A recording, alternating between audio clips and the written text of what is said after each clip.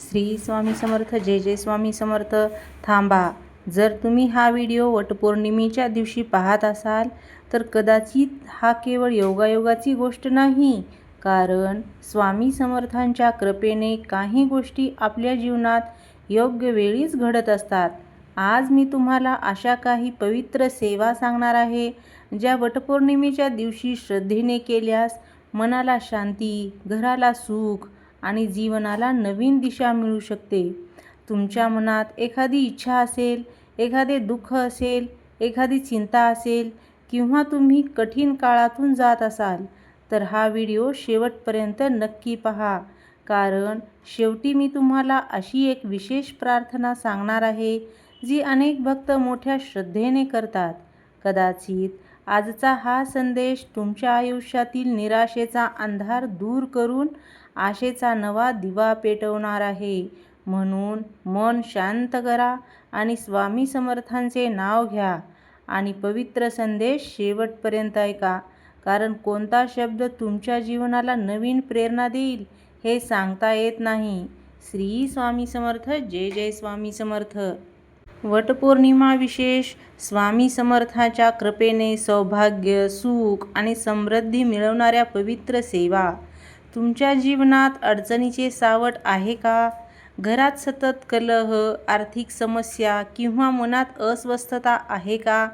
तर वटपौर्णिमेचा हा पवित्र दिवस तुमच्यासाठी एक सुवर्ण संधीच ठरणार आहे, कारण या दिवशी श्रद्धेने केलेली स्वामी समर्थांची सेवा भक्ताच्या जीवनात आशेचा नवा किरण निर्माण करू शकते.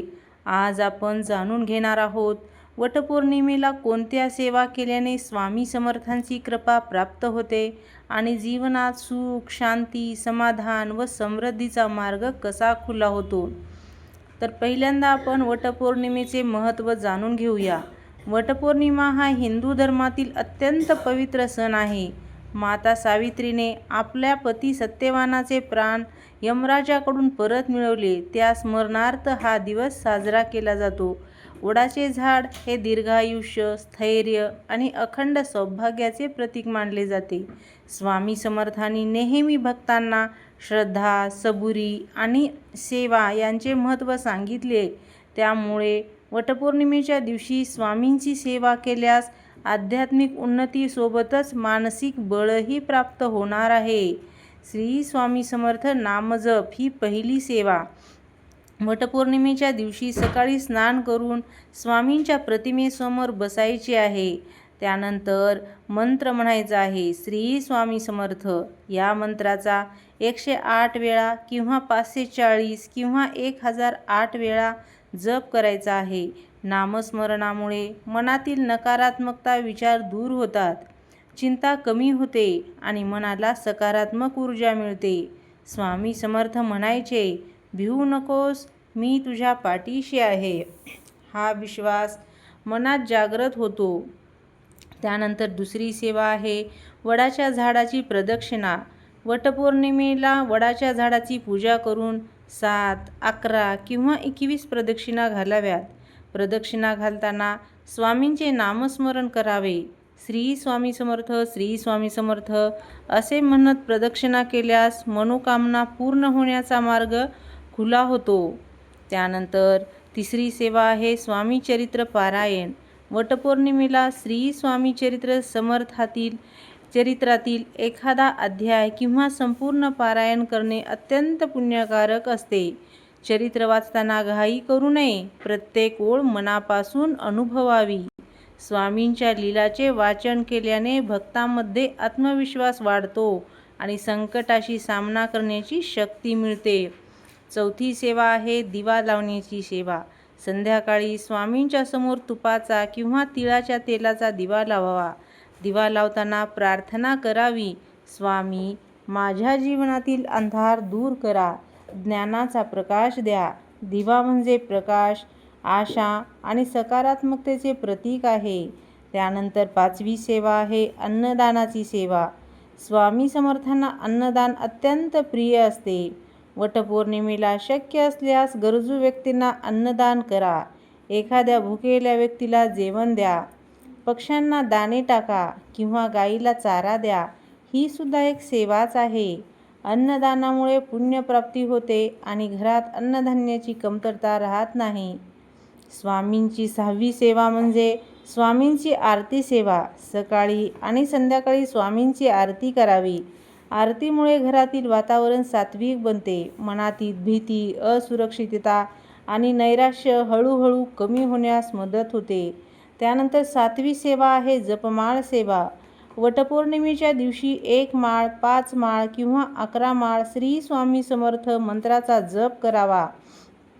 जप करताना मन एकाग्र ठेवण्याचा प्रयत्न करावा. नियमित जपामुळे मानसिक शांतता आणि आध्यात्मिक स्थैर्य लाभते. त्यानंतर 8वी सेवा पती-पत्नीने संयुक्त प्रार्थना.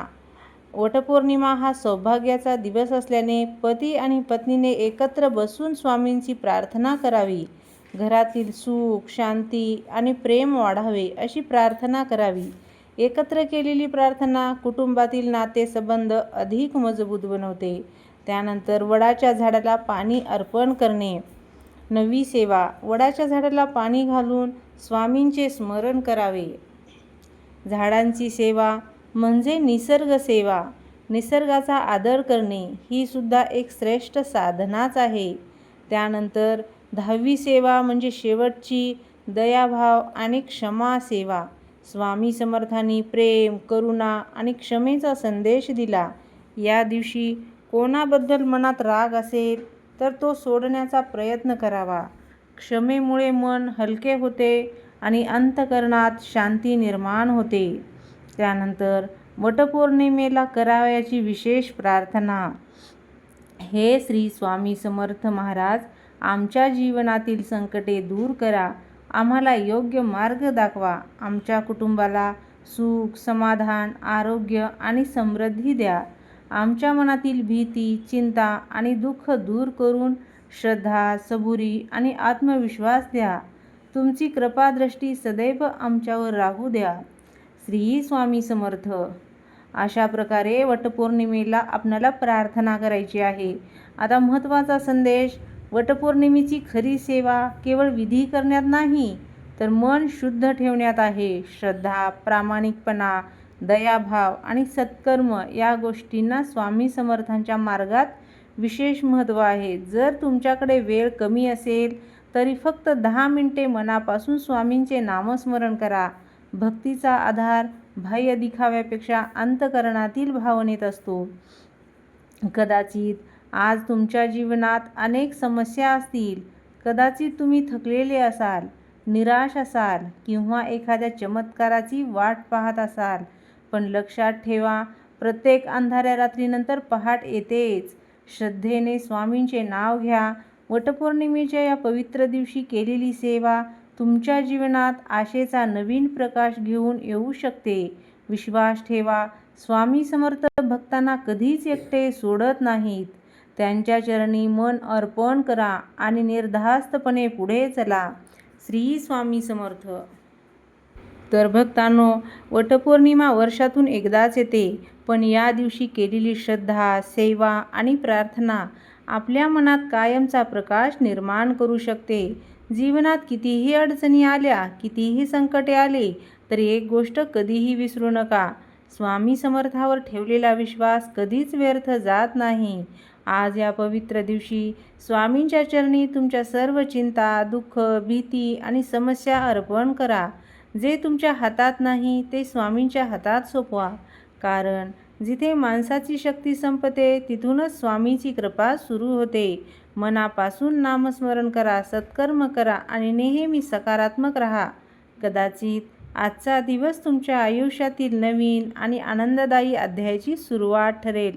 चला, शेवटी सर्वजण एकदा मनापासून म्हणूया, श्री स्वामी समर्थ, श्री स्वामी समर्थ, श्री स्वामी समर्थ. स्वामी तुमच्या सर्व मनोकामना पूर्ण करो, तुमच्या कुटुंबावर सुख समृद्धीचा वर्षाव करो आणि त्यांच्या कृपेची छाया सदैव तुमच्यावर राहो. अनंत कोटी ब्रह्मांड नायक राजाधिराज योगीराज श्री स्वामी समर्थ महाराज की जय. तुम्हाला हा व्हिडिओ आवडला का? आवडला असेल तर लाईक करा, शेअर करा आणि सबस्क्राईब करायला विसरू नका. कमेंटमध्ये श्री स्वामी समर्थ लिहा.